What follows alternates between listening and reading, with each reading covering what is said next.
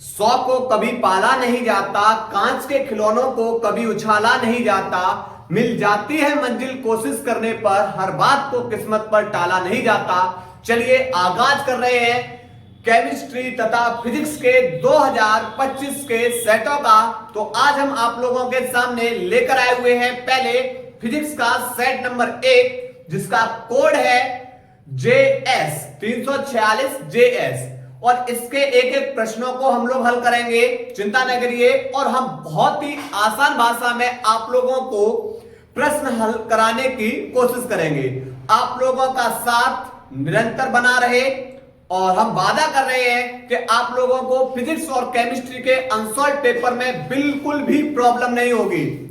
जैसा आपको ऐसा महसूस होगा जैसे आप लोग बिल्कुल आसान भाषा में किताब पढ़ रहे हो। चलिए शुभारंभ कर रहे हैं प्रश्न नंबर 1 का। प्रश्न नंबर 1 खंड अ, जिसके अंदर आप लोगों को विकल्प दे रखे होते हैं। चलिए तो पहले हम लोग विकल्प की चर्चा करें, समझते हैं। पहला विकल्प बेटा क्या बोल रहा है? क, विद्युत चुंबकीय तरंगों के संचरण में संचरण की दिशा तथा ध्रुवण तल के बीच कौन होता है? देखो यहां पर बेटा संचरण की दिशा, संचरण की दिशा व ध्रुवण तल के बीच बेटा जो एंगल होता है, जो कोण होता है, वह थीटा बराबर बेटा कितना होता है? 0 अंश।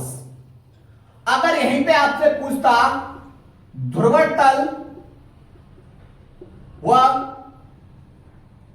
कंपन तल के बीच कोण, तो आप इसका जवाब क्या लेते? थीटा बराबर 90। थीटा बराबर 90। क्लियर? तो यहां पर इसका पहला विकल्प है हमारा थीटा बराबर 0, और 0 आंसर किसमें दे रखा? कौन से विकल्प के अंदर? तो आपको विकल्प नंबर 1 के अंदर, विकल्प नंबर 1 के अंदर थीटा बराबर 0। चलिए इसके बाद बेटा ख क्या बोल रहा है? जब M1 तथा M2 द्रव्यमान के दो नाभिक परस्पर संलयित होकर M द्रव्यमान का नाभिक बनाते हैं तो ऊर्जा का उत्सर्जन होता है इस प्रक्रिया में। देखिए समझो, जब M1 और M2 ये दो नाभिक हैं, और दो नाभिक, जब दो हल्के नाभिक परस्पर संयुक्त होकर एक भारी नाभिक का निर्माण करते हैं, यह प्रक्रिया कहलाती है हमारी कौन सी? यह प्रक्रिया कहलाती है नाभिकीय संलयन। क्या कहलाएगी? नाभिकीय संलयन। मतलब यह एग्जाम्पल हमारा किसका है? नाभिकीय संलयन का। अब क्या किया है कि दो हल्के हल्के नाभिक आपस में बेटा संलयन किए, और संलयन करने के बाद क्या बना दिया? एक भारी नाभिक बना दिया, जिसका द्रव्यमान कौन है? M। लेकिन संलयन में बेटा इन दोनों का जो द्रव्यमान होगा वो कुल द्रव्यमान से, जो भारी द्रव्यमान है, उससे कैसा होगा? अधिक होगा।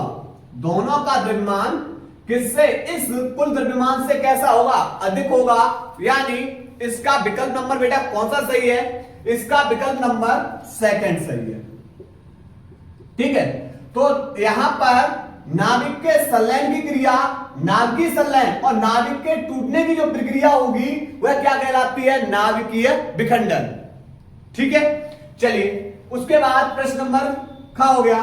अब बात करेंगे प्रश्न नंबर ग की। प्रश्न नंबर ग क्या बोल रहा है? प्रश्न नंबर ग बोल रहा है कि भाई एक प्रत्यावर्ती धारा परिपथ में 8 ओम का प्रतिरोध तथा 6 ओम का प्रेरकत्व प्रतिघात श्रेणी क्रम में लगे हैं, परिपथ की प्रतिबाधा ज्ञात कीजिए। देखिए प्रतिरोध को लिखते हैं बेटा R से, प्रतिरोध को किससे लिखते हैं? R से। ठीक है, और यहां पर प्रेरकत्व प्रतिघात, इसको बेटा लिखते हैं XL से, और एक होती है बेटा प्रतिबाधा। तो यहां पर प्रेरकत्व जो प्रतिबाधा होगी वो है बेटा XC से। ठीक है, अब यहां पर बात किया है कि यहां पर R बराबर दे रखा 8 ओम, प्रेरकत्व प्रतिघात XL बराबर दे रखा है कितना, यहां पर प्रेरकत्व प्रतिघात दे रखा है 6 ओम, परपथ की प्रतिबाधा पूछिए Z। तो Z बराबर बेटा फॉर्मूला होता है अंडर रूट में R स्क्वायर प्लस में XL का स्क्वायर, अंडर रूट में R का मान कितना है 8, तो 8 का वर्ग प्लस XL कितना है 6, तो 6 का वर्ग। तो आप बोलोगे सर 8 का वर्ग होता है 64 प्लस 6 का वर्ग 36, तो 36 और 64 कितना हो गया 100। ठीक है, अब 100 मतलब क्या है बेटा, यहां पर 100 कितने का वर्गमूल होता है, तो आप बोलोगे सर 10 का। तो यहां पर Z बराबर कितना निकलेगा 10 ओम। कोई विकल्प बेटा इसके अंदर दे रखा है, जी हां, इसका विकल्प नंबर बेटा चौथा है। ठीक, नोट करिए, इसके बाद आगे हल कराएं। नोट करो पहले यहां तक।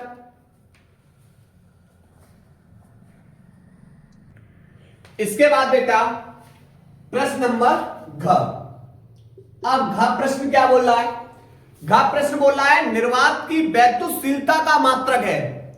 अब बात करेंगे भाई निर्वात की वैद्युतशीलता क्या है, तो समझिए भाई निर्वात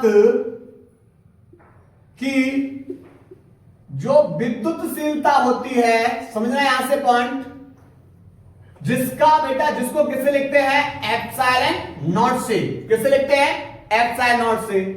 इस एप्सिलॉन नॉट का मान होता है 8.85 गुणा 10 की पावर माइनस के 12 कूलम स्क्वायर प्रति न्यूटन मीटर स्क्वायर।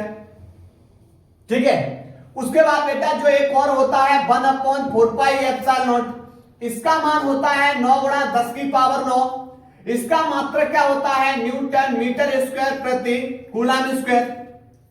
अब बात ये आ रही है कि ये मात्रक आए कहां से, तो बेटा आप लोगों ने पढ़ा है कौन सा नियम, कूलम का नियम। ठीक है, कूलम का नियम जिसका फॉर्मूला है F बराबर 1/4 pi epsilon not Q1 Q2 बट्टे R स्क्वायर। अब एक बार बेटा हम आपसे पूछना चाहे कूलम का नियम क्या है, तो आप बताओगे, क्या बताओगे कि दो स्थिर बिंदु आवेश के बीच लगने वाला आकर्षण तथा प्रतिकर्षण बल उन दोनों आवेश की मात्राओं के गुणनफल के समानुपाती तथा इन दोनों आवेशों के बीच की दूरी के वर्ग के कैसा होता है व्युत्क्रमानुपाती। अब बात करेंगे ये बल है, और बल का जो एसआई मात्रक होता है बेटा वो क्या होता है न्यूटन। Q1 और यहां पर Q2 है, दोनों हमारे आवेश हैं, दोनों हमारे आवेश हैं, और आवेश का मात्रक बेटा क्या होता है एसआई मात्रक बेटा कूलम। क्लियर। अब बात करें भाई इस बल की विमा की, बात करेंगे किसकी, बल की विमा की, तो भाई बल की विमा होती है mL(T-2। बात करेंगे आवेश की विमा की, तो आवेश की विमा बेटा होती है AT, आवेश की विमा क्या होती है AT। दूरी, दोनों आवेशों के बीच की क्या ये दूरी है, दूरी को किसमें मापा जाता है बेटा मीटर में, दूरी को किसमें मापा जाता है मीटर में। और इसकी बेटा मीटर की विमा की अगर बात करें तो बेटा इसकी विमा क्या होती है L। तो सबसे पहले ये चीज पता करो। ठीक, यहां तक सब कुछ क्लियर हो चुका। अब बात करेंगे कि भाई मुझे तो ये एप्सिलॉन नॉट का मात्रक निकालना है, तो एप्सिलॉन नॉट को F की जगह और F को एप्सिलॉन नॉट की जगह। चलिए, तो एप्सिलॉन नॉट बराबर हो जाएगा 1/4 पाई, एप्सिलॉन नॉट पहुंच गया F की जगह और F आ गया एप्सिलॉन नॉट की जगह। इनटू में बेटा ऊपर कौन है Q1 Q2 बट्टे R स्क्वायर, तो 1/4 पाई तो कांस्टेंट है। बल का मात्रक क्या होता है न्यूटन इनटू आवेश, आवेश का मात्रक क्या है कूलम, दूसरा भी आवेश है इसका मात्रक कूलम बट्टे दूरी का मात्रक मीटर, पर यहां पर स्क्वायर है तो 2 बार। तो भाई ऑल ओवर कुल मिला के जो मात्रक निकला कूलम स्क्वायर प्रति न्यूटन मीटर स्क्वायर। क्लियर। अब बात की आ रही है कि आपसे बोर्ड एग्जाम में अब इसकी विमा के बारे में पूछ सकता है। बोर्ड एग्जाम में क्या पूछ सकता है आप लोगों से, भाई इसकी विमा बताओ। तो अब कैसे निकालेंगे समझिए। आवेश की विमा भाई हमने क्या लिखाई है 80, पर आवेश कै बार है, 2 बार, 2 बार लिखो, बट्टे न्यूटन बल है, बल की विमा mlt माइनस के 2 बट्टे दूरी l, तो l बेटा यहां पर स्क्वायर है तो 2 बार। अब जो भाग बेटा नीचे कुछ नहीं, इसकी पावर 1, यहां पर 1 और इसकी पावर 2, अब इनको ऊपर भेज दीजिए। तो m प्लस का ऊपर जाके माइनस का, l 2 और 1 कितना हो जाएगा 3, नीचे प्लस का ऊपर जाके माइनस का, 3 माइनस के 2 ऊपर जाएगा प्लस के 2, प्लस के 2 और 1 प्लस के 3 और 1 प्लस के 4, a प्लस का 1 प्लस का 1 कितना हो जाएगा प्लस के 2। क्लियर, ये हमने बेटा बात कर ली इसकी विमा की। ठीक है, अब बात करेंगे भाई इसके अंदर विकल्प कौन सा सही है। तो भाई इसके अंदर जो विकल्प है, पहला दे रखा है न्यूटन मीटर स्क्वायर प्रति कूलम स्क्वायर। बेटा ये किसका होता है, ये होता है हमारा 1/4 पाई एप्सिलॉन नॉट का मात्रक। किसका होता है 1/4 पाई एप्सिलॉन नॉट का मात्रक। ये कैसे निकलेगा, ये वाला मात्रक कैसे आया भाई, यहां पर देखिए, यहां समझा रहा हूं, समझो, समझिए बेटा। हमें किसका मात्रक निकालना है, हमें 1/4 पाई एप्सिलॉन नॉट का मात्रक निकालना है। तो ये दोनों भाग में दूसरी ओर जाके गुणा में, ये गुणा में दोनों दूसरी ओर भाग में, और ये भाग में तो दूसरी ओर जाके गुणा में। तो f के साथ कौन जाएगा r स्क्वायर बट्टे q1 q2, और बराबर इधर कौन रह जाएगा 1/4 पाई एप्सिलॉन नॉट। भाई इसी का तो मात्रक निकालना है, इसका ही तो निकालना है मात्रक। ये भाग गुणा में है, दूसरी ओर भाग में पहुंच गए, ये भाग में दूसरी ओर जा गुणा में। चलो लगा दीजिए, बल है, बल का मात्रक न्यूटन, दूरी है, दूरी का मात्रक मीटर, पर इसके ऊपर स्क्वायर है, स्क्वायर बट्टे में है तो प्रति, आवेश का मात्रक कूलम, इस आवेश का मात्रक कूलम, तो कूलम इंटू कूलम क्या हो जाएगा कूलम स्क्वायर। तो बेटा ये हमने किसका मात्रक निकाल लिया, ये निकाल लिया हमने 1/4 पाई एप्सिलॉन नॉट का। तो अब आप पहचान गए होंगे, आप बोले सर ये तो 1/4 पाई एप्सिलॉन नॉट का मात्रक है। अब दूसरा भाई विकल्प देखते हैं। दूसरा है कूलम स्क्वायर प्रति newton metre square, coulomb square प्रति न्यूटन मीटर स्क्वायर। आप बोलो सर ये तो विकल्प सही है। कौन सा विकल्प सही है इसका भाई, इसका विकल्प नंबर 2 सही है, लेकिन इसमें एक और मात्रक दे रखा है न्यूटन प्रति कूलम। भाई न्यूटन प्रति कूलम किसका होता है, यह होता है वैद्युत क्षेत्र की तीव्रता का, E बराबर F/Q0। क्या है परिभाषा, वैद्युत क्षेत्र में किसी बिंदु पर एकांक परीक्षण आवेश पर लगने वाले बल को उस बिंदु पर क्या कहते हैं, वैद्युत क्षेत्र की तीव्रता कहते हैं। क्लियर, इसका मात्रक क्या हो जाए, बल का मात्रक न्यूटन, आवेश का मात्रक कूलम। ठीक है, तो यहां से बेटा इसका विकल्प नंबर 2 सही है, ये वाला हमारा आंसर। ठीक, बोर्ड एग्जाम में इनसे अब कोई भी प्रश्न आगे बनने की संभावना हो सकती है। नोट करिए, इसके बाद आगे हल करा रहे हैं, नोट करो इसको। इसके बाद बेटा ऋण प्रश्न देखो, क्या है ऋण प्रश्न, बोल रहा है न्यूनतम आवृत्ति की विद्युत चुंबकीय तरंग है। भैया न्यूनतम आवृत्ति की विद्युत चुंबकीय तरंग पूछिए, आपके पास 4 विकल्प हैं। कौन कौन सा है, एक तो बेटा हमारा परावैगनी है, दूसरा विकल्प हमारे पास कौन दे रखा है, वो एक्स किरणें हैं, तीसरा विकल्प हमारे पास जो आप लोगों के पास दे रखा है वो गामा किरणें हैं, और चौथा सूक्ष्म किरणें। ठीक है, सूक्ष्म किरणें या सूक्ष्म तरंग।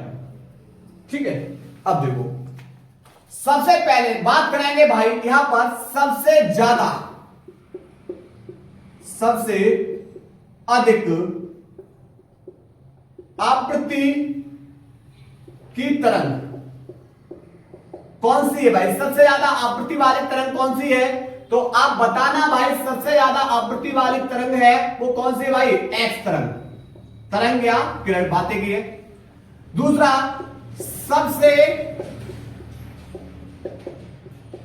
कम आवृत्ति की तरंग वह बेटा है हमारी सूक्ष्म तरंग।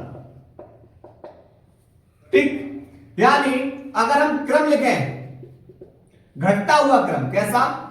घटता क्रम,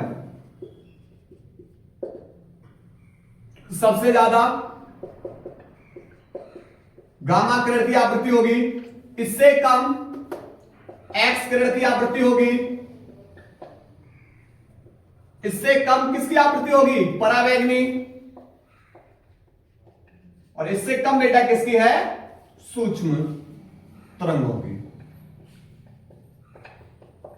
तो उम्मीद है कि आपको बेटा समझ में आ गया होगा। इसका विकल्प कौन सा सही है, जरा देखना भाई, चौथा। इसका विकल्प कौन सा सही है? चौथा सही है, क्योंकि आपसे न्यूनतम आवृत्ति की पूछी। बोर्ड एग्जाम में आप तुमसे बेटा अधिकतम आवृत्ति की पूछ ले, फिर क्या बताओगे?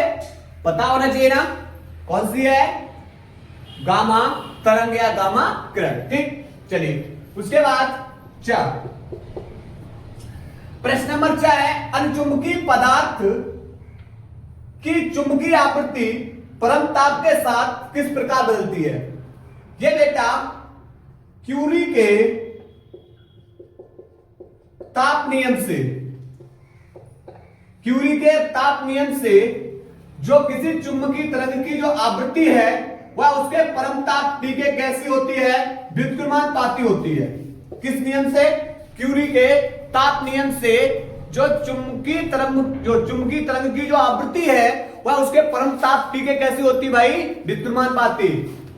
ठीक है, तो इसको ऊपर भेज देंगे, अभी प्लस कहा तो ऊपर जाएगी तो इनवर्स हो जाएगा। तो इसको ऐसे लिख सकते हैं, x जिन व्युत्क्रमानुपाती का T के ऊपर इनवर्स। ठीक है, इसे ऐसे लिख सकते हैं। तो भाई ऐसा विकल्प कहां मिल रहा है इसके अंदर? जरा देखना, इसके अंदर बेटा विकल्प नंबर 2 दिखाई दे रहा है। कौन सा? 2। तो इसका विकल्प नंबर 2 सही। ठीक है, नोट करिए बेटा, यहां तक नोट करो।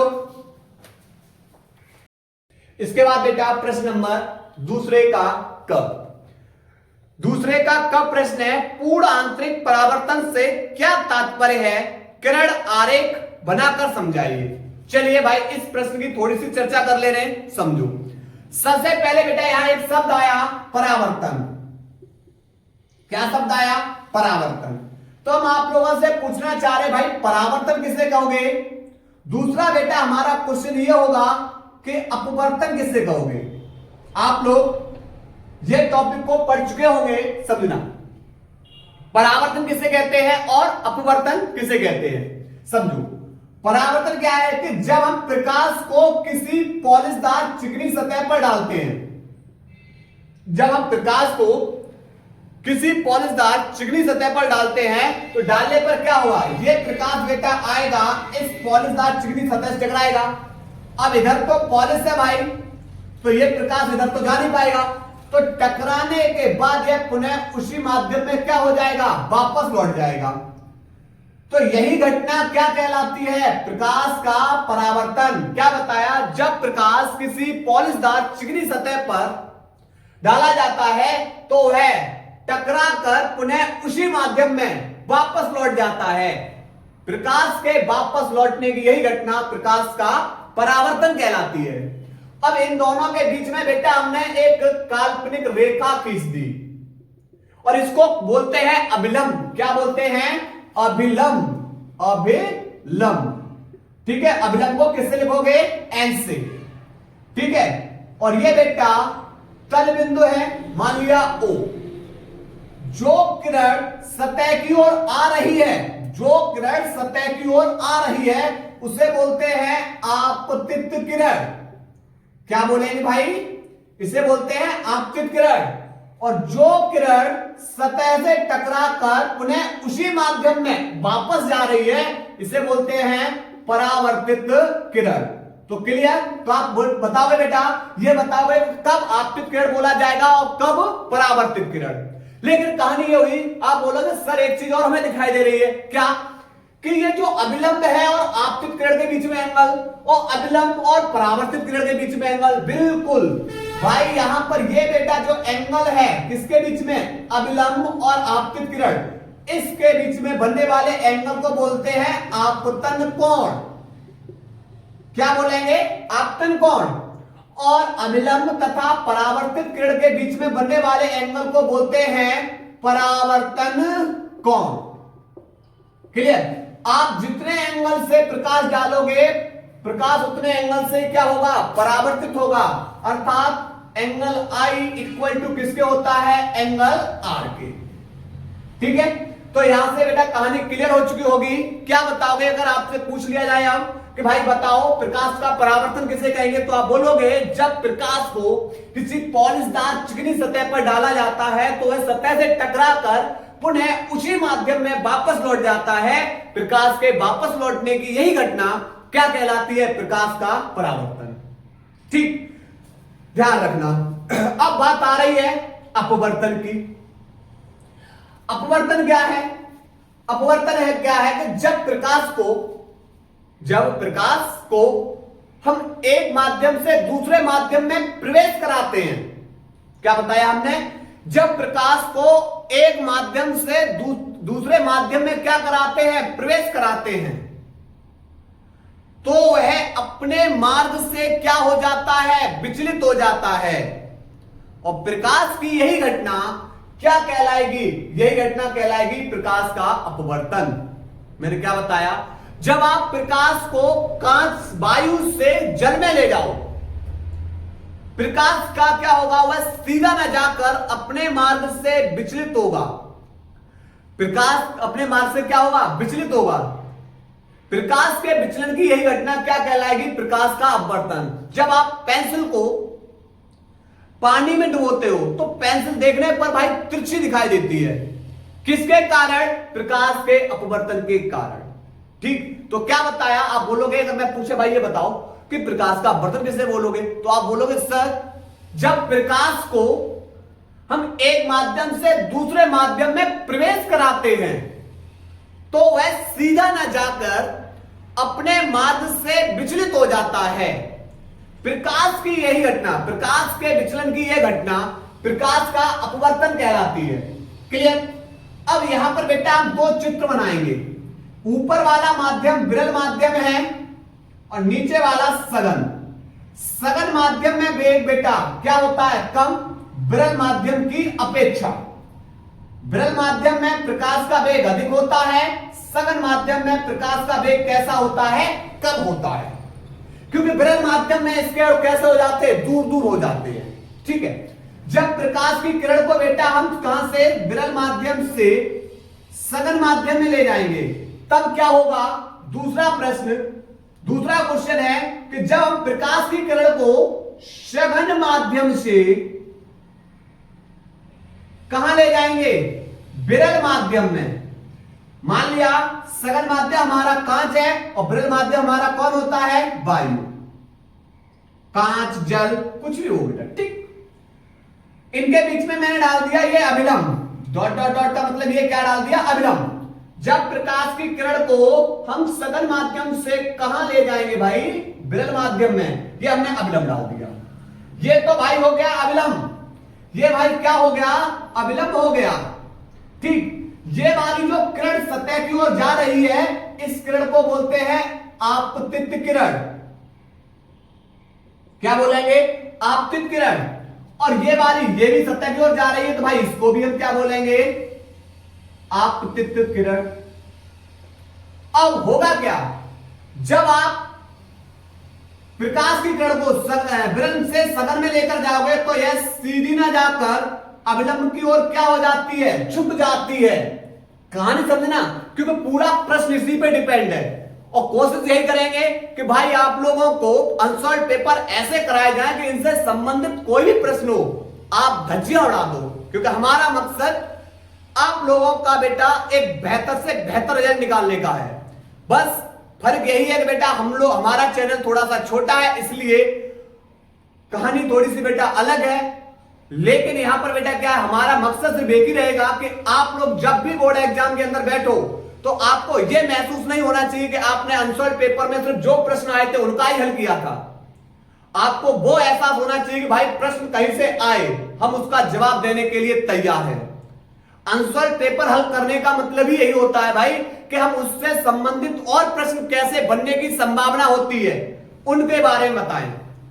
आप लोगों का अगर साथ रहा निरंतर तो हम फिर भी बेटा पूर्ण रूप से इतना कोशिश कर देंगे कि आप लोगों को बेटा बस अनसॉल्व पेपर लगा लेना, कोई जरूरत नहीं है फिर। ठीक है, ये आप लोगों का बेटा 7 कितना है आप लोग दे सकते हो, वो आप लोगों के ऊपर है। ठीक है, समझिए यहां तक।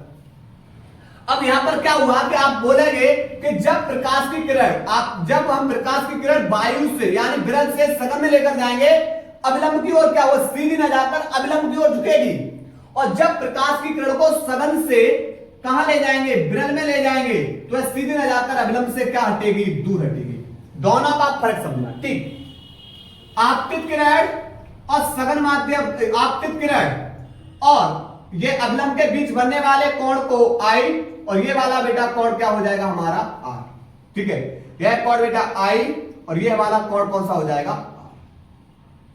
ठीक है, अब बात करेंगे यहां पर ये किरण कौन सी है, इसको बोलते हैं अपवर्तित किरण, क्योंकि इसमें अपवर्तन हो रहा है, तो इस वाली किरण को क्या बोलेंगे, अपवर्तित किरण। ये कौन, अपवर्तन कौन, अपवर्तन कौन, और ये बेटा हमारा कौन है, आपतन कौन। अब यहीं से कहानी समझते हैं, थोड़ी सी कहानी समझते हैं क्रांतिक कोण की, क्योंकि बोर्ड एग्जाम में एक क्रांतिक कोण बहुत बार पूछा गया है। क्रांतिक कोण क्या है समझिए, ये बेटा हमारा सघन माध्यम है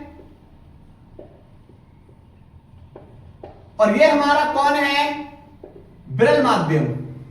अब हम प्रकाश की किरण को, और ये हम डाल दे रहे अविलंब, हम प्रकाश की किरण को क्या करें, प्रकाश की किरण को बेटा हम लेकर जाएंगे विरल माध्यम से, सॉरी सघन माध्यम से, कहां से बेटा, सघन माध्यम से विरल माध्यम में लेकर जाएंगे। तो जब आप प्रकाश की किरण को सघन माध्यम से विरल माध्यम में लेकर जाओगे, तो यह किरण अविलंब से क्या होगी, दूर हटेगी, सीधी न जाकर अविलंब से दूर हटेगी, तो सीधी न जाकर अविलंब से दूर हटेगी, इस तरीके से। अब क्या करें हम, थोड़ा सा बेटा यहां पर जो किरण हमने सघन माध्यम से गई, हमने थोड़ा सा हल्का इधर बढ़ा दिया। इधर बढ़ाने पर कहानी ये होगी कि ये बेटा जैसी किरण हमने, जैसे किरण बेटा सघन माध्यम से विरल माध्यम में लेकर गए, तो ये किरण बेटा अपवर्तन कोण में जाके किसके बराबर हो गई, समकोण के बराबर।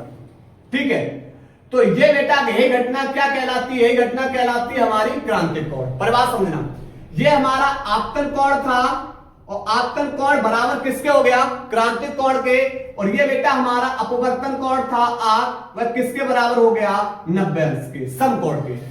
तो परिभाषा क्या दोगे, सघन माध्यम में बना वह आपतन कोण, सघन माध्यम में बना वह आपतन कोण जो विरल माध्यम में, ये वाला ऊपर वाला माध्यम विरल माध्यम में, विरल माध्यम में किसके बराबर हो रहा है, समकोण के बराबर होता है, क्या कहलाता है, क्रांतिक कोण कहलाता है। क्या कहलाता है, क्रांतिक कोण। तो यहां पर हमने क्या बताया, हमने बताया सघन माध्यम में बना वह आपतन कोण जिसके लिए विरल माध्यम में अपवर्तन कोण किसके बराबर हो जाता है, समकोण के बराबर हो जाता है, क्रांतिक कोण कहलाता है। क्या परिभाषा बताई, परिभाषा बताई सघन माध्यम में बना वह आपतन कोण जिसके लिए विरल माध्यम में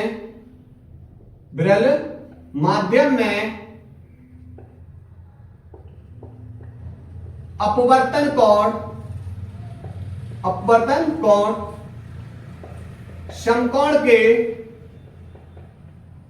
बराबर हो जाता है, क्या कहलाएगा, क्रांतिक कोण कहलाता है। इसे C से प्रदर्शित करते हैं। क्लियर, क्रांतिक कोण में I इक्वल टू C और R इक्वल टू 90। अब बेटा हम पढ़ेंगे पूर्णांतरिक परावर्तन को। ठीक है, तो पहले इसको नोट करिए बेटा, नोट करिए। चलिए भाई, अब समझते हैं पूर्णांतरिक परावर्तन। तो हम पूर्ण आंतरिक परावर्तन को बेटा समझने के लिए, ये प्रश्न बोर्ड एग्जाम के लिए बेटा बहुत महत्वपूर्ण है। बोर्ड एग्जाम के लिए बहुत महत्वपूर्ण प्रश्न है, ये कई बार रिपीट है, इसलिए बेटा यह प्रश्न आपको हमने पूरा डिटेल में बताया है। पूर्ण आंतरिक परावर्तन क्या है? अब सुनिए, जो ये बेटा अगर हम क्रांतिक कोण पे देखा था ये किरण बेटा समकोण के बराबर हो रही, अगर यदि हम सघन माध्यम में आपतन कोण का मान, इस आई का मान क्रांतिक कोण से अधिक कर दें, क्रांतिक कोण से क्या करते हैं? अधिक कर दें, तो आप बोलोगे सर ये दोनों माध्यम को विभाजित करने वाली जो सतह है इससे टकरा के पुनः सघन माध्यम में वापस लौट जाएगी ये किरण। यदि हम क्या बताया, यदि हम आपतन कोण आई का मान क्रांतिक कोण, इस क्रांतिक कोण से और अधिक बढ़ा दें तो यह किरण पुनः सतह से टकराकर पुनः वापस सघन माध्यम में लौट आएगी। तो यही घटना क्या कहलाती है? यही घटना कहलाती है पूर्ण आंतरिक परावर्तन। क्लियर? ये माध्यम हमारा कौन सा था? सघन माध्यम। तो क्या बताया हमने? हमने बताया यदि हम सघन माध्यम में आपतन कोण का मान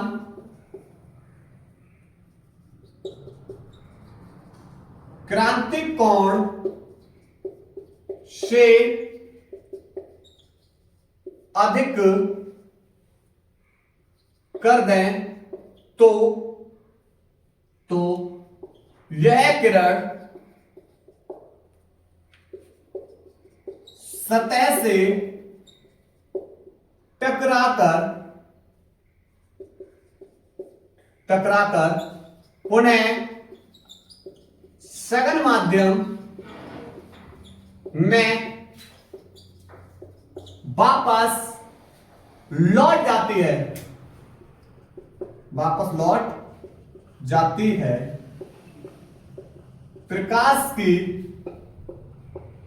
यह घटना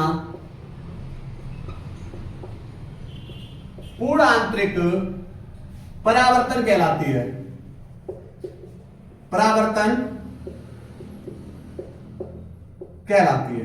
क्लियर?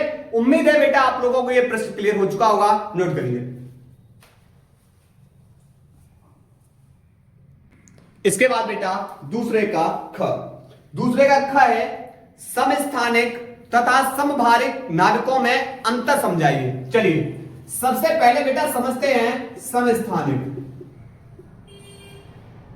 ठीक है, अब सुनो, मान लिया एक तत्व है, तत्व को लिखते हैं किससे? एक्स से। तत्व को किससे लिखेंगे? एक्स से। इसका जो परमाणु क्रमांक होता है भाई, क्रम कहां से चलेगा? नीचे से। तो ध्यान रखना परमाणु क्रमांक को लिखते हैं जेड से, और जो कहां होता है? तत्व के नीचे। भार कहां ले जाते हो? ऊपर। तो बेटा यहां पर जो इसका परमाणु भार होता है, परमाणु भार वो कहां होता है? ऊपर।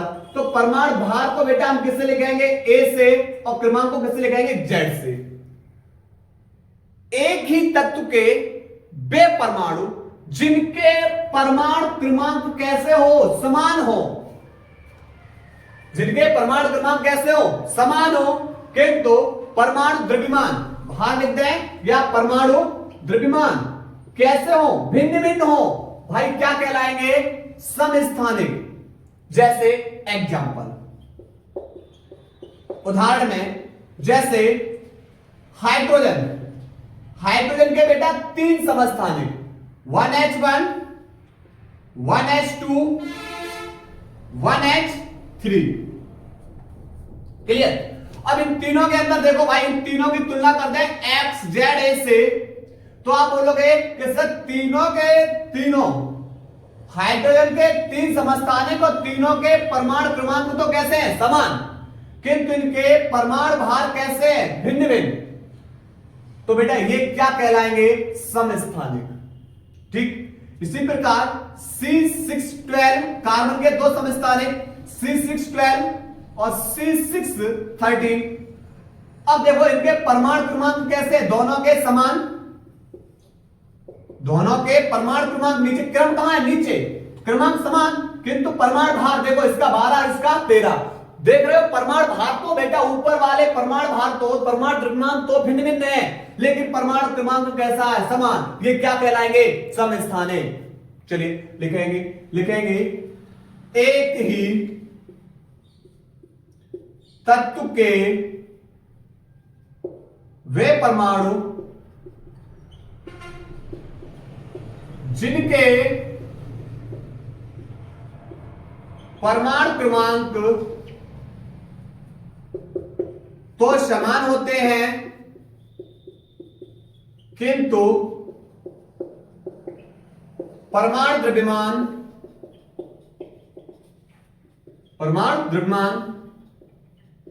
भिन्न भिन्न होते हैं, क्या कहलाएंगे,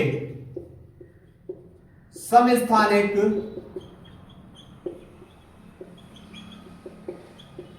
कहलाते हैं। क्या कहलाते भाई, समस्थानिक कहलाते हैं। ठीक है, अब बात करेंगे समभारिक। समभारिक का मतलब भार समान। समभारिक भार समान, जब भार समान है तो कौन भिन्न भिन्न होगा, परमाणु क्रमांक। तो भिन्न भिन्न तत्वों के वे परमाणु जिनके परमाणु भार तो समान हो या परमाणु द्रव्यमान तो समान हो, किंतु परमाणु क्रमांक कैसे हो, भिन्न भिन्न, क्या कहलाएंगे, समभारिक। एग्जांपल में जो हमारा नाइट्रोजन है 7 और कार्बन का परमाणु क्रमांक कितना है, 6, तो 6C14 और 7N14। ठीक है, तो यहां पर बात करेंगे कि एग्जांपल में देख रहे हैं कि दोनों के दोनों तत्व कैसे भिन्न भिन्न, जिनके द्रव्यमान तुलना कर लो, एक्स जेड ए से तुलना कर दीजिए। ए देखना बेटा ऊपर वाले, ऊपर भार है ना, परमाणु द्रव्यमान है, ए कैसा है, समान, लेकिन परमाणु क्रमांक कैसे, भिन्न भिन्न। तो भिन्न भिन्न तत्वों के वे परमाणु जिनके परमाणु द्रव्यमान तो समान, किंतु परमाणु क्रमांक कैसे होते हैं, भिन्न भिन्न होते हैं, क्या कहलाएंगे, समभारिक कहलाते हैं। लिखेंगे परिभाषा, क्या लिखेंगे, भिन्न भिन्न तत्वों के वे परमाणु जिनके परमाणु द्रव्यमान समान, किंतु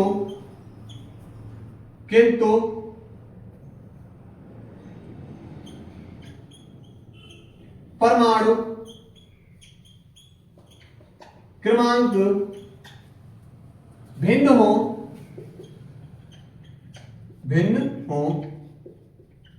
समभारिक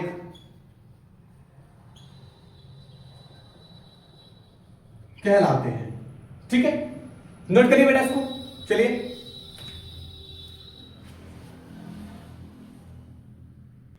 इसके बाद बेटा प्रश्न नंबर ग प्रश्न बेटा हमारा आगे आगामी एग्जाम के लिए महत्वपूर्ण है। क्या है कि ओमी तथा अनोमी प्रतिरोधों के लिए वोल्टता एवं धारा के बीच ग्राफ बनाइए।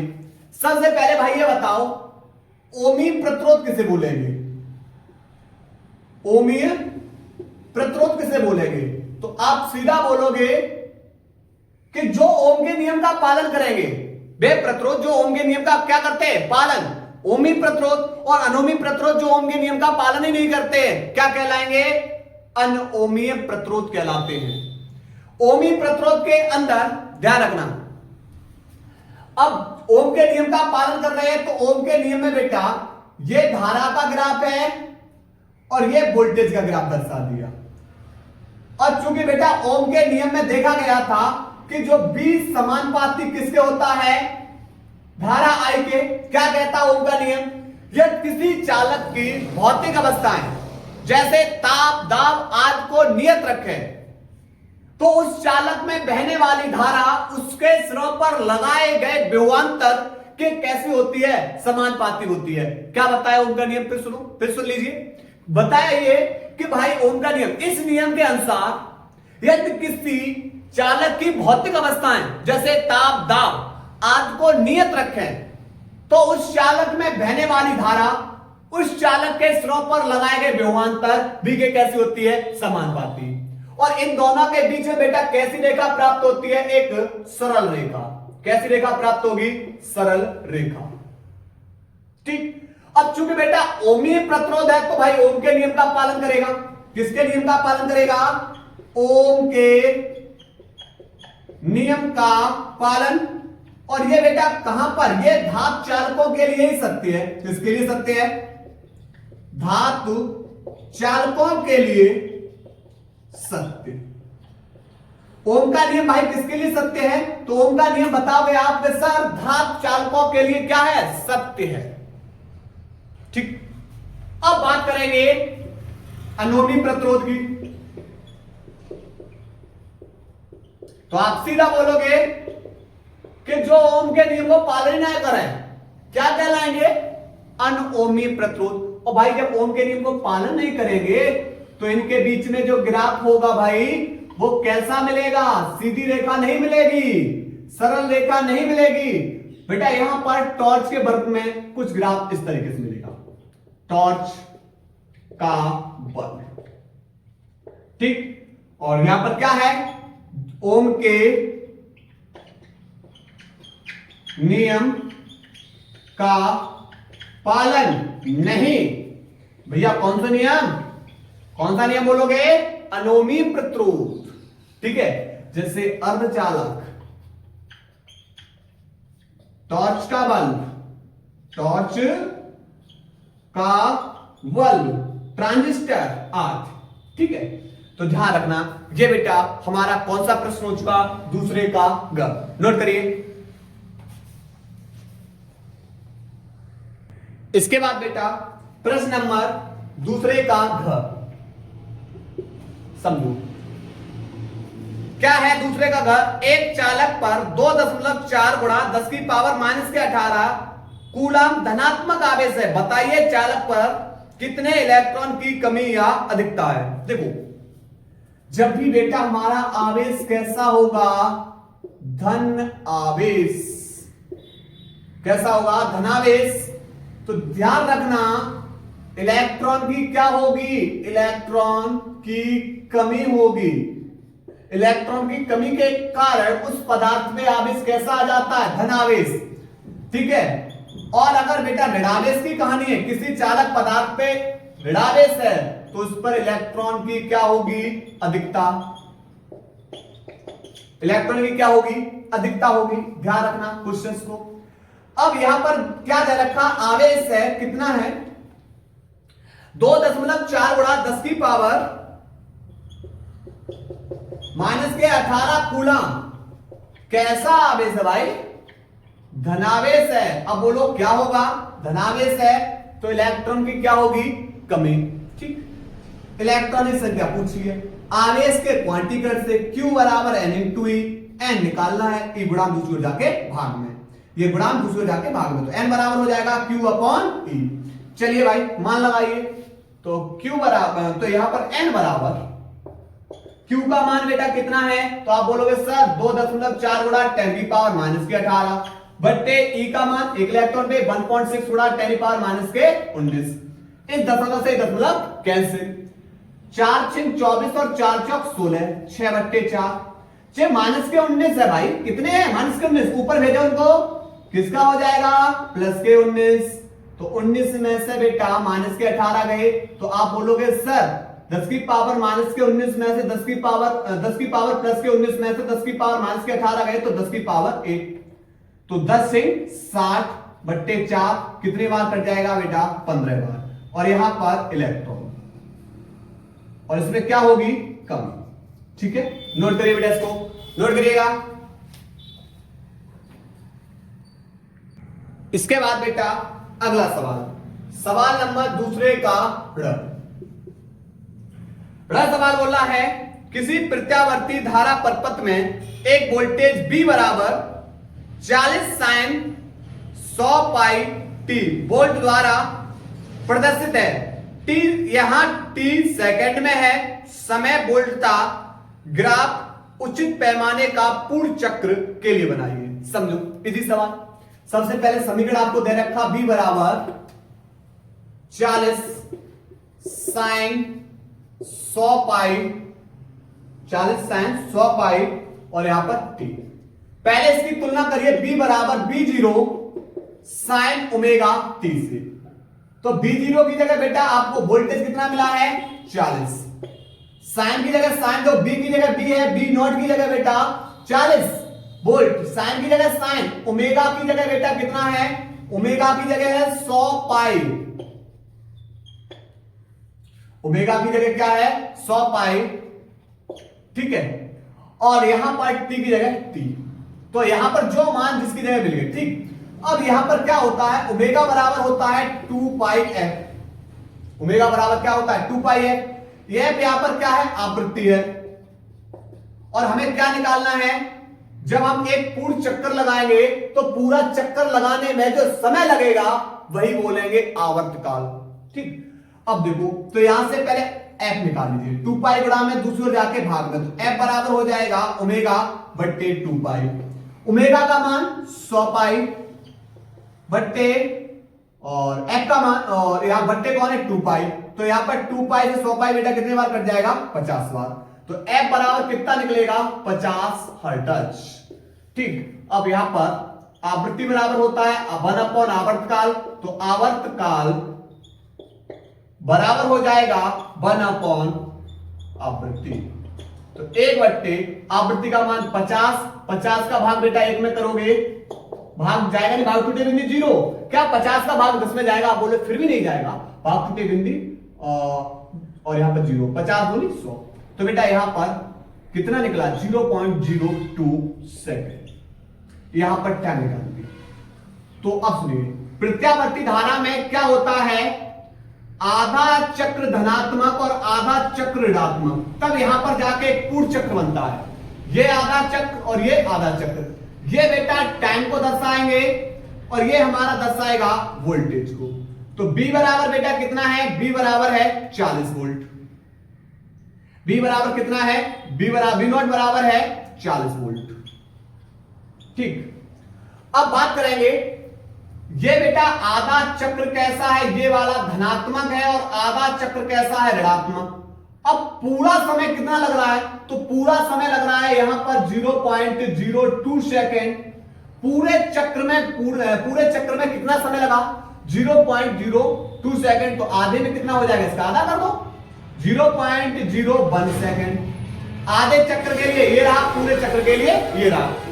आपसे जैसे पूछे, आपसे पूरे चक्र के लिए पूछा तो पहले पूरा t निकालिए, फिर प्रत्यावर्ती धारा में आधा चक्र धनात्मक आधा चक्र ऋणात्मक, तब जाके पूरा चक्र बनता है, ठीक है।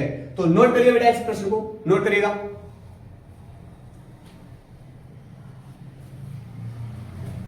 इसके बाद बेटा दूसरे का चर, हाइड्रोजन परमाणु में इलेक्ट्रॉन नाभिक के चारों ओर प्रति सेकंड 6 गुणा 10 की पावर 15 चक्कर लगाता है। वृत्ति पथ के लिए किसी बिंदु पर धारा का मान ज्ञात कीजिए। देखिए, जब कोई कण वृत्ताकार पथ पे गत करता है, जब कोई कण वृत्ताकार जिसकी त्रिज्या मान लिया बेटा क्या है r और b वेग से क्या कर रहा है, गत कर रहा है, तो जब कोई कण वृत्ताकार पथ पे गत करता है तो गत करने में लगा समय क्या कहलाता है उसका आवर्तकाल। यानी क्या बताया भाई, सुनना, जब कोई कण वृत्ताकार पथ पर गत करता है तो उसको गत करने में लगा समय क्या कहलाता, आवर्तकाल। अब यहां पर बेटा गत कौन कर रहा है, हाइड्रोजन परमाणु में इलेक्ट्रॉन। अब हाइड्रोजन के पास 1 इलेक्ट्रॉन होता है, तो भाई 1 इलेक्ट्रॉन पे कितना आवेश होता है, तो आप बोलोगे 1.6 गुणा 10 की पावर -19 कूलम, ठीक।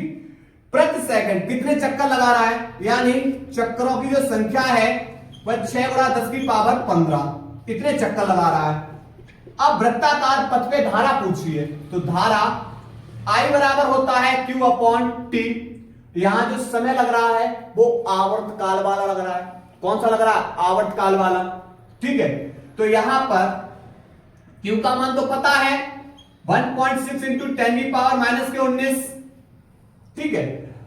अब बट्टे में यहां पर कहानी क्या होगी, टी निकालना है, तो यहां पर आवर्त काल बराबर क्या हो जाएगा, 1 अपॉन आवृत्ति, 1 अपॉन आवृत्ति। ठीक है, तो यहां पर लगाएंगे 1 बट्टे आवृत्ति, यानी चक्रों की संख्या। आवृत्ति को ऊपर भेज दो तो 1.6 इंटू 10 की पावर माइनस के 19 इंटू में आवृत्ति, आवृत्ति को बेटा कैसे लिखेंगे, एन से। ठीक है, तो 1.6 इंटू 10 की पावर माइनस के 19 और एन का मान बेटा कितना है, 6 गुणा 10 की पावर 15। हल कर लो इसको बेटा, 16 से 96 क्या के बाद दशमलव एक के बाद इंटू माइनस के 19 में से 15 गए, माइनस के 4 एम्पियर की धारा। ठीक है, नोट करिए बेटा इस सवाल को, नोट करिएगा।